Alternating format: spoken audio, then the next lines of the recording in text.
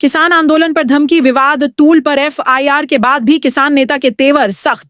मुजफ्फरनगर में किसान आंदोलन के नाम पर पुलिस को खुली धमकी देने का मामला अब टूल पकड़ता जा रहा है। एसएसपी कार्यालय पर हुए प्रदर्शन के दौरान पुलिस अधिकारी की वर्दी फाड़ने तक की धमकी देने वाले भारतीय किसान यूनियन राजनीतिक के प्रदेश युवा उपाध्यक्ष दिगंबर सिंह पर एफआईआर दर्ज होने के बाद भी विवाद थमता नजर नहीं आ रहा।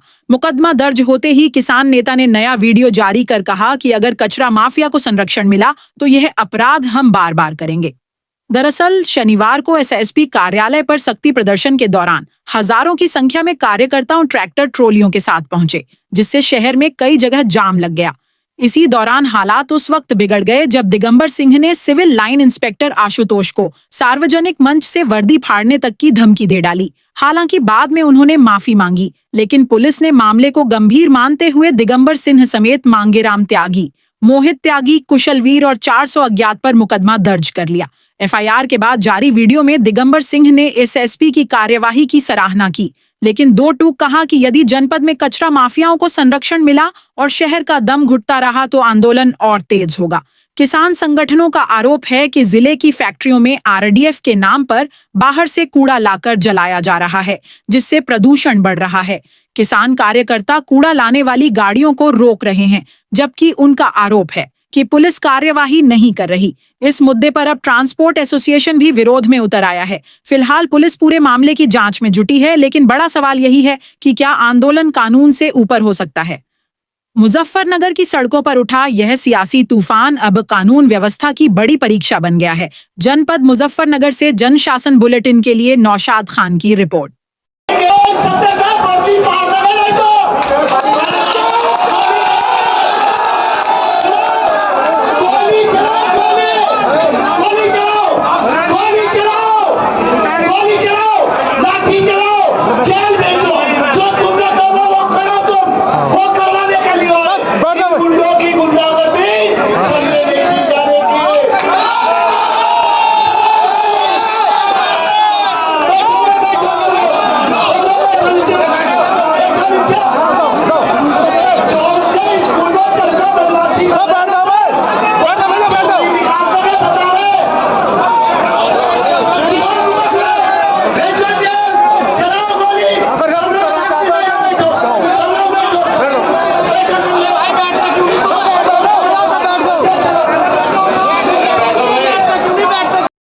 साथियों नमस्कार। आज सुबह अभी थोड़ी देर पहले जानकारी हुई कि मुजफ्फरनगर एसएसपी साहब ने बहुत बहादुरी का काम किया है। यही हमारी मांग और डिमांड थी कि जो भी कोई गुंडागर्दी करे, पुलिस का डंडा सख्त रहना चाहिए और वर्दी का यलगार चमकता रहना चाहिए।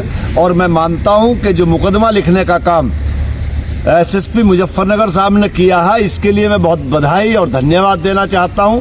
और मैं खुद को सौभाग्यशाली समझता हूं कि मुजफ्फरनगर का दम घोटने वाले लोगों की से लड़ाई लड़ते हुए, उन लोगों से लड़ाई लड़ते हुए, मुजफ्फरनगर को प्रदूषण मुक्त बनाने की लड़ाई लड़ते हुए ये मुकदमा लिखा गया है। अगर इस मुकदमे में मुझे जेल जाने का सौभाग्य मिल जाए तो मैं बहुत बहुत धन्यवाद मुजफ्फरनगर कप्तान साहब का करूंगा।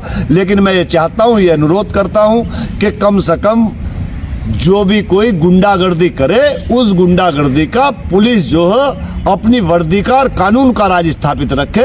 मुजफ्फरनगर के अंदर गुंडागर्दी चलने नहीं दी जाने की।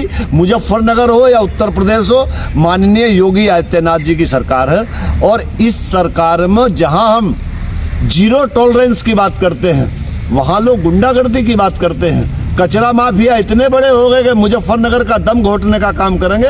तो इसके लिए धन्यवाद।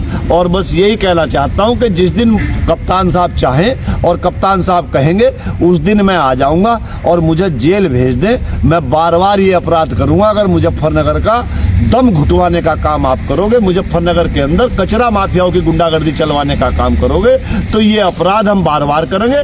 और आप अगर कानून का राज स्थापित करोगे तो हम आपका सहयोग करेंगे। और इसके लिए अगर हम जेल भेज कर आपको ये होता हो कि दूसरे लोगों पर भी हम तभी कार्रवाई कर पाएंगे जब इन पर कर पाएंगे, तो हम सहर्ष आपका जो ये स्वीकार करेंगे।